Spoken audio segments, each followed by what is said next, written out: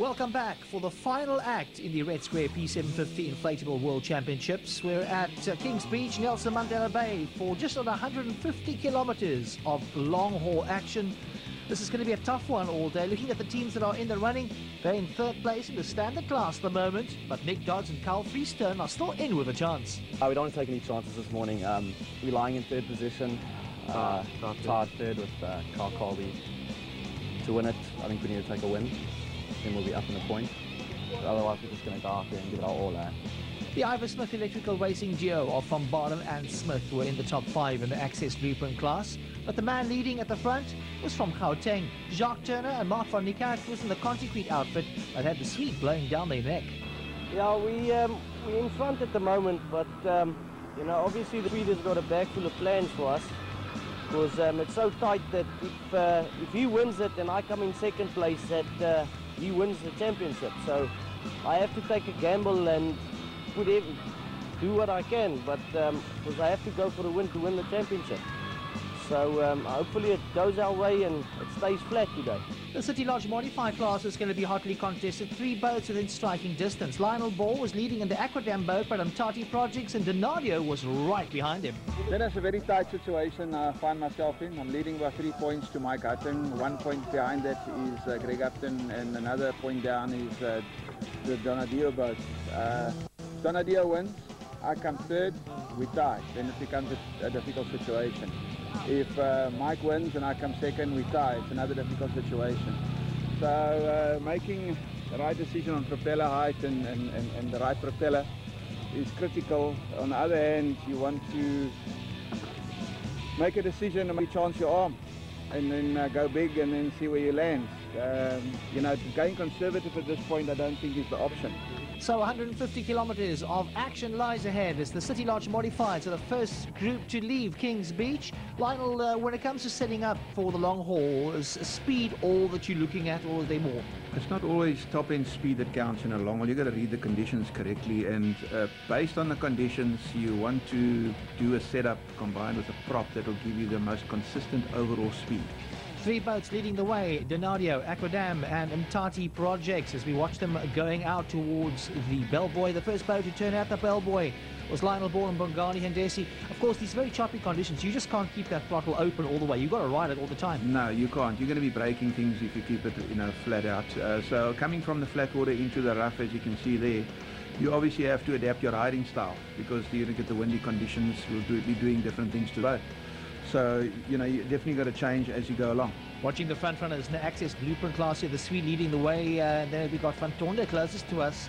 And Jacques Turner was in there as well. This is Rocky Erasmus, Junior Smith Trucking coming by to complete a lap. And trouble out there for Gerald Williams and Nick DeBell, the M10 boat, just going over. Yeah, he totally misjudged the angle of the wave, and what happened, the side rail of the boat hooked up and just flipped it over.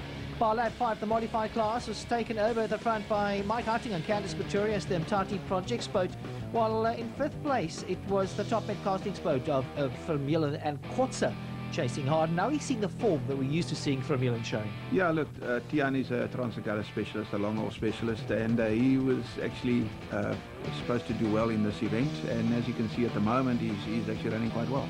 It looks like your setup on the Aquadam boat was quite good as well. Yes, the conditions the previous day were fairly flat, so we set up with a big prop, and about 10 minutes to go, the wind just came through. I didn't have a choice. We had to put the prop on that we were running on the lake, but we couldn't change the height. Shogun had trouble with their engine. That allowed Clutie and Collins in the Gilbert Marketing boat to come through and take the lead in the long haul. So a good move there for the duo, consistency paying off for them out on the open water. Otherwise, in the Blueprint class further back, it was Hazelhurst and Liebenberg, just not on the pace. Yeah, and they don't race as much as what they would like to. I think being a bit unfit, backing off in the rough conditions. The plastic boat there going around the bellbuoy, but out in the standard class, this is Jacques Mathieu, Carla Watkins, and the Caesar, the PH Blantyre Caesar, just performing so well. Yeah, the Caesar's made for this kind of conditions. Jacques is very well in the colours with this boat, and you can see there it's coming to him now. Currently lying 8th in the modified class. Jacques Oosthuizen and Dean Schmelzer not backing off over that wave at all. Once again, new boat, not used to it, just mistiming everything. Currently in 12th place in the Access Blueprint class of Jean Skutter, Donovan Grallich, IEC Engineering, Danlo Marine. That boat is also going along, holding in there. But in the standard class, it was a big surprise as we had Brendan Amaral and Daryl Reeder fighting off quite a bit of swell here. Yeah, it was terrible out there. You had a cross swell and the wind coming from the other side, and you had to try and get as much speed as what you can. You were on it all the time. Heading past the harbour now as we get towards King's Beach. Chalk Air, Schonknecht and Wiggle having a great time out there. These guys like taking it in the rough. They do a lot of training out at Sinsa up the Eastern Cape Coast, and it gets a lot rougher out there than this. Big trouble along the way for Emeralds. Emerald fires Dodds and Freestone, and they're not going to be happy. Yeah, look, Dodds has been doing very well over the whole 7 days, and this is just bad luck. They were actually tying for 3rd place, so they still stood a chance of finishing in the top 3 as well. Mtati Projects, Hunting and Pretorius leading in the modified class, now pushing rather hard at the front, and they want to make sure that they keep that lead as they head through the fatter surf at the front of King's Beach. Johan Lodewijks and Bertie van Heesten in the Denario boat wouldn't be so lucky though. They would succumb once again to engine trouble, and that would leave them out of the final classification for the long haul. A real pity, because they actually rode really, really well and probably would have won the event if it wasn't for the engine trouble. In the South Management Consultant Standard class, it was for Stern Talyard in the Wild Africa Green boat. They were way ahead in front, dominating as they like to do, and the open water as they always do, and the Agulhas as well. Jacques Turner in the Conti Green boat showed a balanced approach, and he rode really, really well. Look, Jacques got a lot of skill to start off with, and he's very tenacious, in the sport. So yeah, he's always going to hang in there and try and do the best he can. Catching a boat going around the bellbuoy, it looks like top mate from Milan and Kortze. Could it be? Yes, it is. It's from Milan and Kortze heading around the bellbuoy. They're currently about 4 kilos off the coast, or 2 kilos off the coastline, and you can see the kind of style that makes him one of the top runners in the Agulhas, just keeping his cool in that real choppy condition. Gilbert Marketing leading the Access Blueprint class. That's Clutie and Collins doing really well. But the man that couldn't put a foot wrong was Michael Hutting and Candice Pretorius, coming in to take the win in the City Lodge modified class. Yeah, taking the opportunities when it came, and the result is there.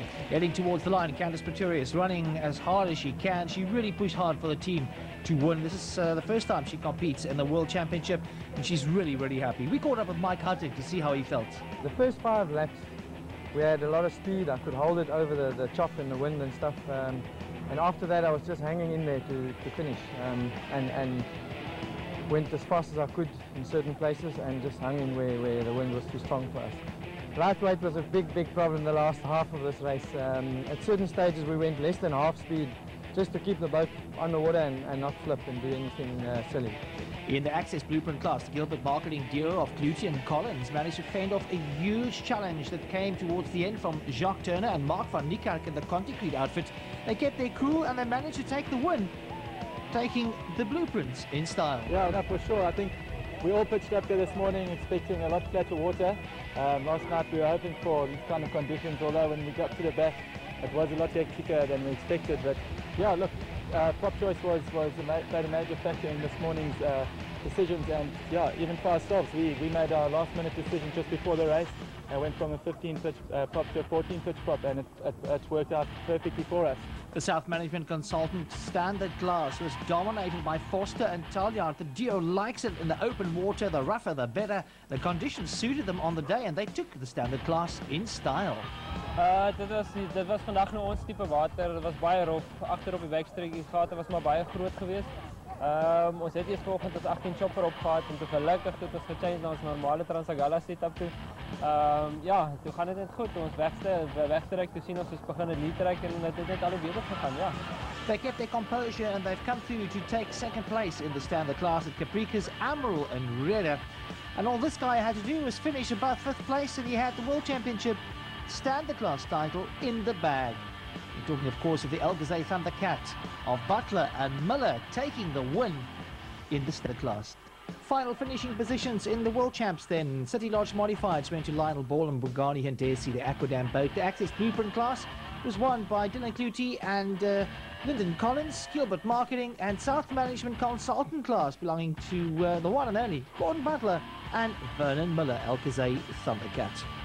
The World Championship event was brought to an end with a final dinner and prize giving at Melrose Restaurant, the Swedish contingent arriving in style. Good to see Phil Lowe was recovering from his accident. He was in attendance as well. We caught up with Mike Feisey from Red Square, the principal sponsor, and asked him about the success of the event. Very satisfied. I think firstly, just to say it is just a great privilege for us to be able to sponsor and be the title sponsor for this event with Red Square. It's really also good for us to see the sport taking off, and I think to have a World Cup here in South Africa of this nature is really spectacular. It's not a mainstream sport, but it is catching on, and that's great. And we're able to support it with our brand, which is special for us too. All that was left to do was to hand out the prizes for each class of the teams completing and winning the championship in the standard class. The South Management Consultant standard class was Gordon Butler and Vernon Miller taking the win. Such a humble team. Jan van Tonder getting very elated in the front. The blueprint class won by Clitty and Collins. And then finally, City Lodge modified class taken by Lionel Ball and Bongani and Desi. That concludes our coverage of the P750 Red Square Inflatable World Championships. We hope you've enjoyed the coverage from the team and myself. Enjoy the rest of the inflatable season. We'll catch you for the next event in East London. It's going to be a national. Till then, here's some dramatic footage from the World Championships. Keep well. All the action from the World Championships of Inflatable Boat Racing was proudly brought to you by Red Square. Get reloaded. Get Red Square. This weekend.